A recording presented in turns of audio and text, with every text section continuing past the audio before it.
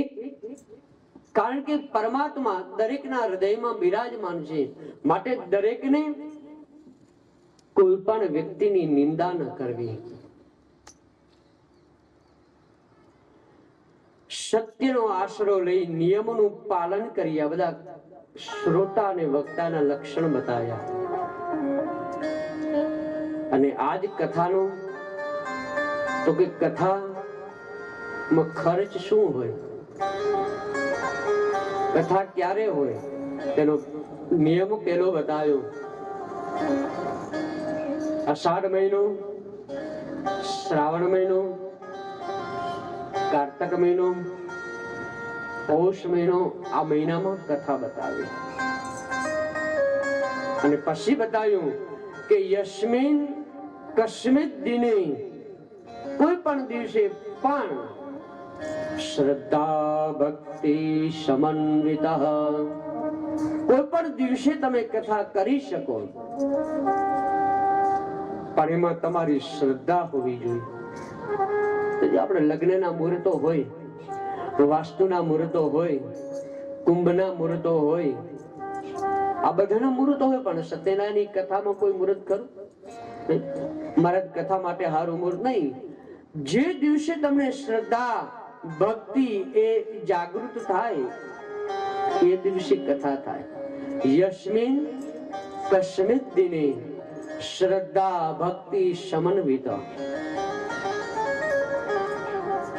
તો કે કથામાં ખર્ચ કેટલો? તો કથામાં ખર્ચ એવો બતાવ્યો કે જેટલા તમે લગ્નમાં વાપરો એટલો ખર્ચ કથામાં. યથાહ લગ્ન વિવાહે ચ, કથામાં જે પ્રમાણે જે કથા, જે ઘણા લોકો સાદાઈથી લગ્ન કરે, ઓછો ખર્ચ હોય, 25 માણસો એમના હોય, 25 આમના હોય, સરળતાથી. તો કોઈના સંપત્તિ પ્રમાણે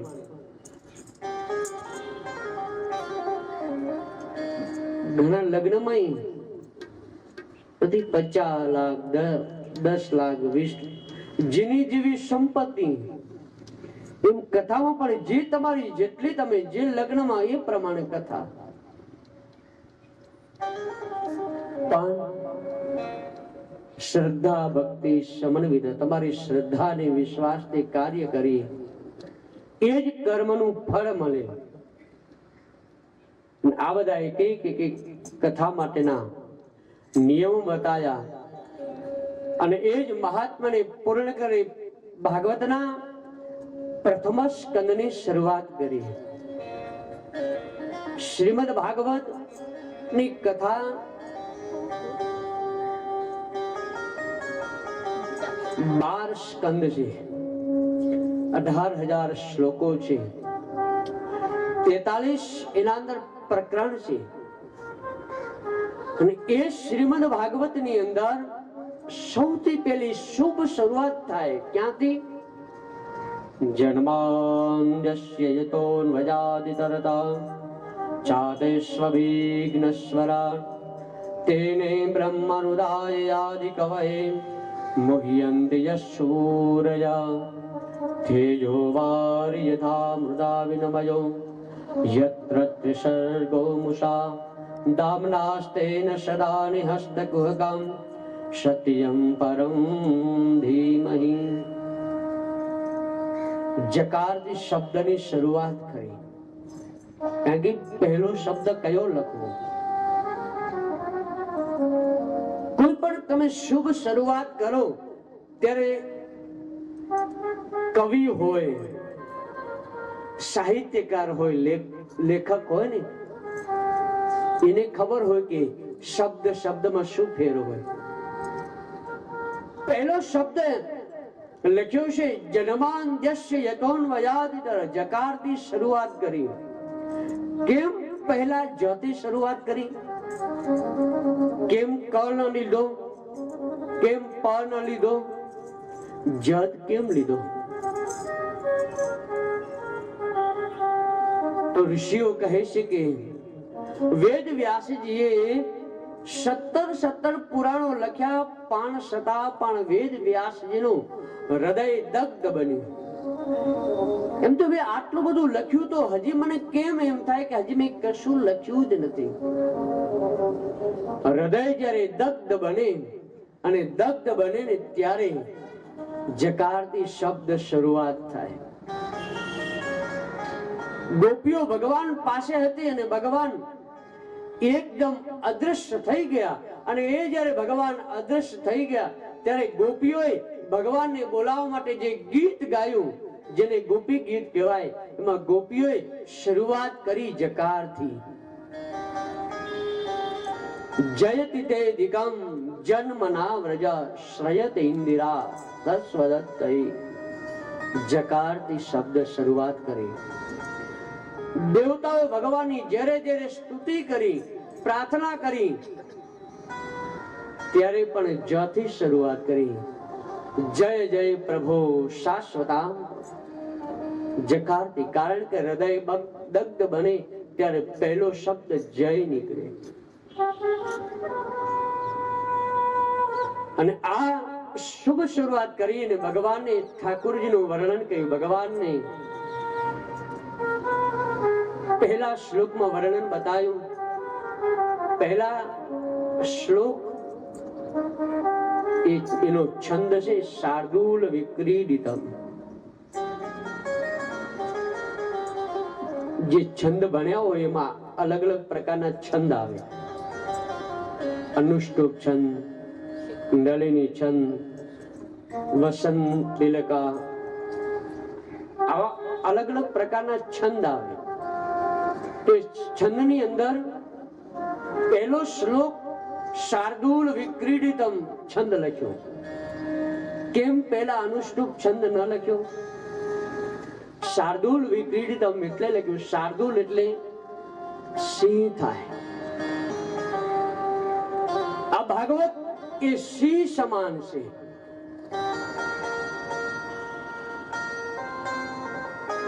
અને ભગવાનનું વર્ણન કરતા બતાવ્યું કે જેને દેવતાઓ સ્તુતિ કરતા હોય, બ્રહ્માજી દેવતાઓ ભગવાનનું, ઋષિઓ મુનિઓ જેનું ગાન કરતા હોય, હે પ્રભુ, હે પરમાત્મા,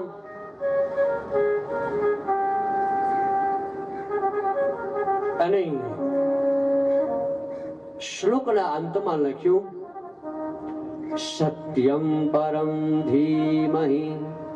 કયા પરમાત્મા? ત્યાં વેદ વ્યાસજી એવું ના લખ્યું શિવમ પરમ ધીમહિ ના લખ્યું, રામમ પરમ ધીમહિ ના લખ્યું, કૃષ્ણમ પરમ ધીમહિ ના લખ્યું, શિવામ પરમ ધીમહિ ના લખ્યું. કારણ કે કદાચ કૃષ્ણમ પરમ ધીમહિ લખ્યું હોત ને તો કૃષ્ણને માનવા વાળા એમ કહે કે આ ભાગવત અમારું છે. શિવમ પરમ ધીમહિ લખ્યું હોત તો શિવને માનવા વાળા એમ કહે કે આ ભાગવત અમારું છે. રામમ પરમ ધીમહિ લખ્યું હોત તો રામને માનવા વાળા એમ કહે કે આ ભાગવત અમારું છે. શિવામ પરમ ધીમહિ લખ્યું હોત તો દેવીને માનવા વાળા, ભગવતીને માનવા વાળા એમ કહે કે આ ભાગવત અમારું છે. પણ કયા સ્વરૂપે? સત્ય સ્વરૂપે જે પરમાત્મા છે. તો સત્ય સ્વરૂપે પરમાત્મા કયા છે? શું કરે? તો કે દરેકનું પાલન, પોષણ અને સંહાર કરવા વાળા. કારણ કે પરમાત્મા દરેકનું પાલન કરે, પોષણ કરે. પૃથ્વી તણો પિંડો કર્યો, એ રજ લાવતો ક્યાંથી હશે? એ પરમાત્માએ આખા પૃથ્વીને એક પિંડો બનાવ્યો, એ રજ ક્યાંથી લાવ્યો હશે? એ માટી લાવી અને વિચાર તો કરો, અનેક પ્રકારની સૃષ્ટિ ઉત્પત્તિ કરી. અરે મનુષ્ય બનાય તો બધાને અલગ અલગ બનાયા. વિચાર કરો, એ બધા બિંબા ક્યાંથી લાવ્યો હશે? બધાને અલગ અલગ પ્રકારના બનાવ્યા. માણસને તો અલગ અલગ પ્રકારનો બનાવ્યો, પણ માણસના વિચારો પણ અલગ બન્યા. પૃથ્વી તણો પિંડો કર્યો, એ રજ લાવતો ક્યાંથી હશે? જગ ચાક ફેરવનાર એ કુંભાર બેઠો ક્યાં હશે? જગ ચોરટે બૂટા ભર્યા, એ ક્યારે કિનારે છાપશે? બિંબા કહો કેટલા હશે, એ રંગ રોજ લે બેઠો ક્યાં હશે? કાળી કાળી વાદળી એ ગોવાળ કેવો હશે? વિષ આંચળે દોહનાર એ ગોવાળિયો કેવો હશે? વિચાર કરો, એને વિષી સર્પ આ બધા બનાવ્યા, તો આ બધા માટેનું ઝેર ક્યાંથી લાવ્યો હશે?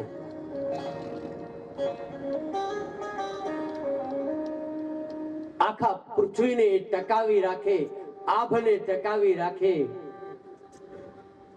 એ કોણ કરે? સત્યમ પરમ ધીમહિ. સત્ય સ્વરૂપે જે પરમાત્મા છે એ જ કરી શકે, આપણે ન કરી શકીએ. કરી તો જોવો, કરી તો જોવો, મારો વાલો કરે તે કરી તો જોવો. મોરના પીછામાં કલર પૂરી તો જોવો, દાડમના દાણાને ગોઠવી તો જોવો, આ બને ટેકવી તો આપણે કઈ ના કરી શકીએ. આપણે તો એક ખાલી આમ થોડુંક કઈ કર્યું હોય તો હું કરું એ જ અજ્ઞાનતા. શકટ તણો ભાર જેમ શ્વાન તાણે, એ તો પરમાત્મા. અરે બધું છોડો, આ બધું તમે વિચાર કરો, આ એક લીમડો વાયો હોય, બાજુમાં બીજો મીઠો લીમડો વાયો હોય, તો એકમાં એક કડવાશ પૂરશે અને એકમાં મીઠાશ પૂરશે. આ કોણ પૂરે? પરમાત્મા પૂરે. બાજુમાં આંબો વાયો હોય તો એમાં પાછો રસ અલગ હોય, બાજુમાં આંબલી હોય તો એનો પાછો રસ અલગ હોય. અને બધું છોડો, એક સરળ ભાષા આવ. જેને પતંગિયું બનાવ્યું એમાં એને લાઈટની વ્યવસ્થા કેવી કરી?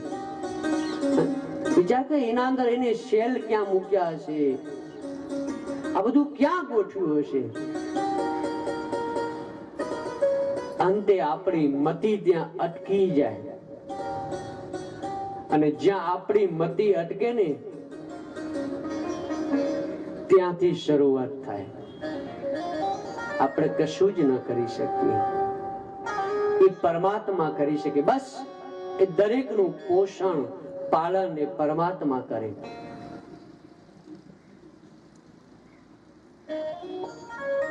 ત્વયી મયાય ત્રિગુણાત્મ ધારિણે વિરંચી નારાયણ શંકરાત્મને. વિચાર કરો, આટલો બધો પ્રકાશ આપે, કોઈ દિવસ લાઇટ બિલ મોકલ્યું ખરું? આટલું બધું પાણી મોકલે તો કોઈ દિવસ એને પાણીનું બિલ મોકલ્યું ખરું? આટલી બધી હવા મોકલી પણ છતાં પણ એ હવાનું બિલ મોકલ્યું ખરું? હા, એ જ પાણી આપણે સંગ્રહ કરી ડેમમાં ભરી તો એ મ્યુનિસિપાલિટી વાળા એ ટેક્સ મોકલે.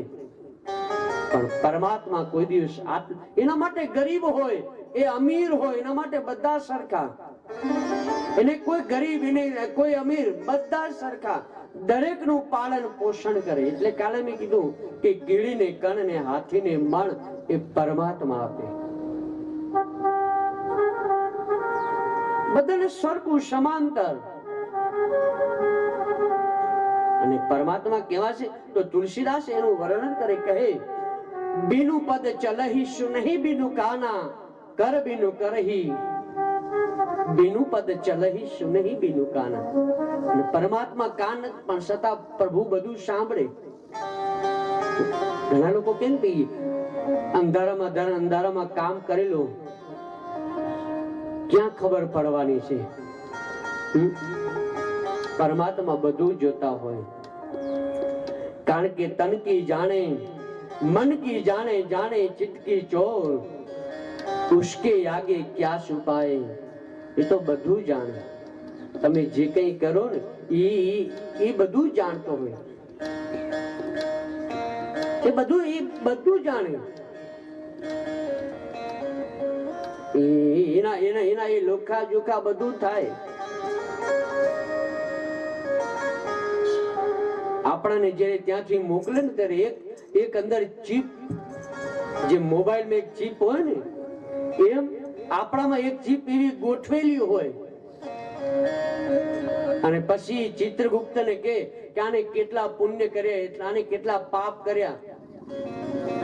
એ ચિત્રગુપ્ત પછી એ ચીપ એના કોમ્પ્યુટરમાં નાખીને તરત બતાવે, બધા ફોલ્ડર એક એક કે આને કેટલા પુણ્ય કર્યા, આને કેટલા પાપ કર્યા અને શું કર્યું. તરત જ બધું જેટલું હોય એનું બધું એ સમાંતર. દરેકનું પોષણ દરેકને સમાંતર રાખે, દરેકને સમાંતર રાખી અને પરમાત્મા દરેકને જીવાડે. એટલે કાલે કીધું હતું કે ભગવાન દરેકને પેટ જેટલું તો આપે જ છે, પણ આપણે તો બધા પેટીયું ભરવા બેઠા. પેટ જેટલું તો આપે જ, પણ આપણે પેટીયું ભરવી છે.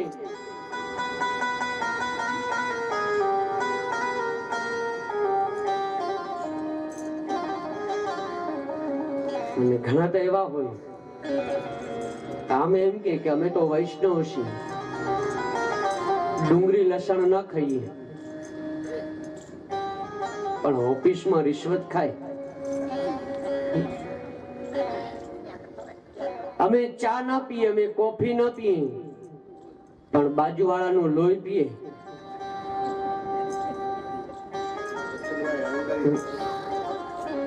બાજુવાળાને આપણી જ કથા. પરમાત્મા બધાને સમાંતર. બીજા શ્લોકમાં વર્ણન બતાવ્યું ને કહ્યું, ધર્મં ભજસ્વ સતતમ ત્યજ લોક ધર્મં. ધર્મનું વર્ણન કરી બતાવ્યું. અને આ ભાગવત કેવું છે, ત્રીજા શ્લોકમાં વર્ણન કરી બતાવ્યું, નિગમ કલ્પતરોર ગલિતમ ફલમ સુખ મુખાદમુતમ દ્રવ સંયુતમ પિબત ભાગવતમ રસમાલયમ મૂરહો રસિકા ભુવિ ભાવુકા. આ ભાગવત કેવું છે, નિગમ કલ્પતરોર ગલિતમ ફલમ. એક કલ્પ વૃક્ષ છે અને એ કલ્પ વૃક્ષની નીચે આપણને બધાને ખબર છે કે કલ્પ વૃક્ષની નીચે માણસ આવીને બેસે, એની જે કઈ કામના હોય કામના એ કલ્પ વૃક્ષ પૂર્ણ કરે. અને આ કલ્પ વૃક્ષના ફળ કેવું છે, ગલિતમ ફલમ. ગળ્યું ફળ છે, મીઠું ફળ છે. અને આ ફળ પાછું ગળ્યું તે છે, પણ કોને ચાખ્યું, સુખ મુખાદ્રમુતમ દ્રવ સંયુતમ. જેને પોપટે ચાંચ મારે, સાદી એક આંબા ઉપરનું ફળ હોય અને એ ફળને પોપટે જેને ચાંચ મારી હોય એ ફળ મીઠું જ હોય. જેને સુખદેવજીએ જેનું આસ્વાદન કર્યું હોય એવું આ ફળ છે. પિબત ભાગવતમ રસમાલયમ. આ ફળ પાછું કેવું છે, આમાં કોઈ ગોટલો નથી, રસ જ છે. અને આ રસ ક્યાંથી પીવાનું, મોઢેથી નહીં. ક્યાંથી પીવાનું,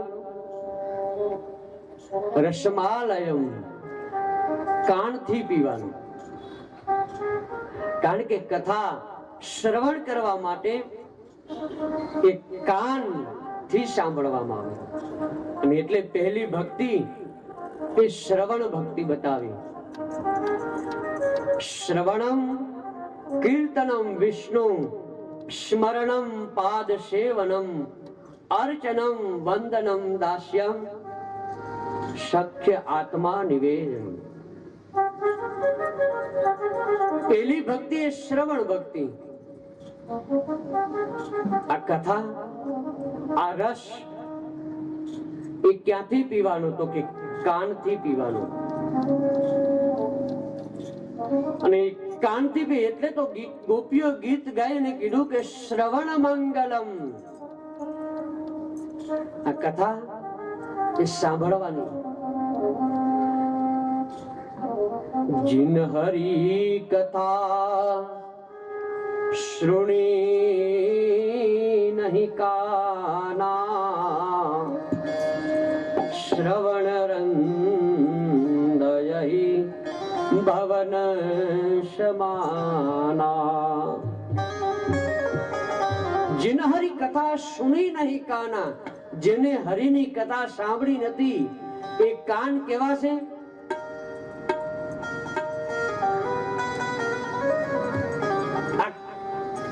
કથા એ કાનથી શ્રવણ,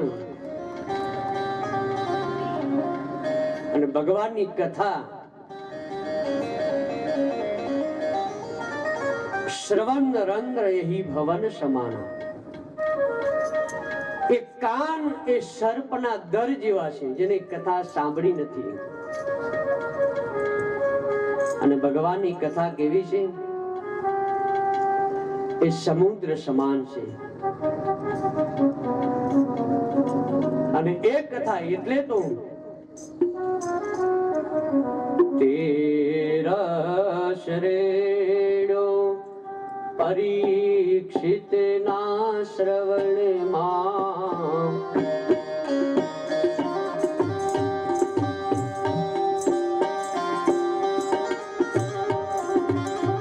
ક્યારે તો પરીક્ષિતના શ્રવણમાં રહેલો અને ખરો અનુગ્રહ થયો એ આધાર. સુખદેવજી મહારાજે કથા એ રસ એક પરીક્ષિતના શ્રવણમાં રહ્યો ત્યારે એને જ્ઞાન થયું. ત્યારે એને છેલ્લે જ્ઞાન થયું અને કીધું કે હે પ્રભુ, હે ગુરુદેવ, હવે મને મૃત્યુનો ભય નથી. કારણ કે હે ગુરુદેવ, મરના મરના તો સબ કોઈ કહે, મરવું મરવું બધા કરે, પણ મેરો મન આનંદ. હવે તો મને મૃત્યુ આવે ને તોય મને આનંદ છે. કારણ કે હવે મને કોઈ ભય નથી. કારણ કે કથા જ્યારે સાંભળી લે પછી કોઈ મોહ ન રહે, કોઈ કશું જ રહેતું જ નથી. કથા સાંભળ્યા પછી કશું રહે નહીં, કશીની કોઈ ઈચ્છા ન રહે. જ્યારે ભગવાન રામની પાદુકા ભરતને મળી ત્યારે ભરત પણ એમ કહે કે ભાઈ, ધર્મ અર્થ ને કામ રુચિ હવે મારે કઈ જોતું નથી. અર્થ કામ હવે મારે કઈ જોતું નથી. બસ પ્રભુની પાદુકા મળીને બસ. અને શંકરાચાર્ય પણ એમ કહે, નમોક્ષસ્ય કાંક્ષા. હવે મોક્ષની ઈચ્છા નથી, બસ ભગવાનના કીર્તન.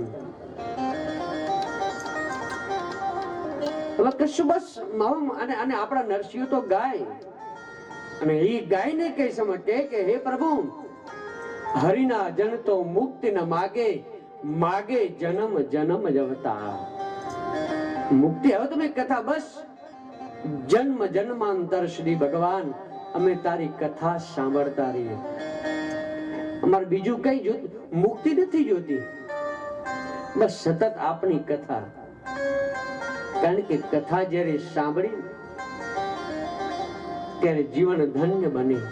એ કથા એ રસ ક્યાંથી પીવાનો? તો કે કાનથી પીવાનો. અને એ શ્રવણ કરાવતા કરશ. શૌનકાદી ઋષિઓ કહે કે હે ગુરુદેવ, અવતારોની કથા અમને સંભળાવો. એકાંત શ્રેષ્ઠ ભગવાન કૃષ્ણના ચરિત્રની કથા સંભળાવો. અને ધર્મ કા શરણમ ગતા, ધર્મ કોને શરણે ગયો તે અમને કહો. અને એ જ ભાગવતની શરૂઆતની અંદર 24 અવતારોની કથા બતાવી. અને હે ગુરુદેવ, વેદ વ્યાસજીને શા માટે ભાગવત લખવી પડી? એનું કારણ શું? અને કોના માધ્યમ દ્વારા કથા લખી. શુદ્ધજી કહે કે હે મુનીશ્વરો, એક વખત નારદજી વેદ વ્યાસજીના આશ્રમમાં આવ્યા. વેદ વ્યાસજીની ચિંતામાં જોયા કે તમે કેમ આમ? વેદ વ્યાસજી કહે કે મેં આટલું બધું લખ્યું, આટલું બધું, છતાં પણ મને આમ અંદર ને અંદર થયા લાગે કે હજી મેં કંઈક ઓછું લખ્યું, હજી કંઈક લખવાનું રહી ગયું. નારદજી કહે કે હે વેદ વ્યાસજી, તમે બધું લખ્યું ખરું. અગ્નિ પુરાણમાં તમે અગ્નિનો મહિમા બતાવ્યો, વાયુ પુરાણમાં વાયુનું મહત્વ બતાવ્યું, એક એક તમે ક્યાંય ભક્તિનું નિરૂપણ કર્યું ખરું? ક્યાંય તમે ભક્તિ, જ્ઞાન, વૈરાગ્યનું આવું કઈ લખ્યું? અને એ જ ત્યારે કહ્યું કે ના,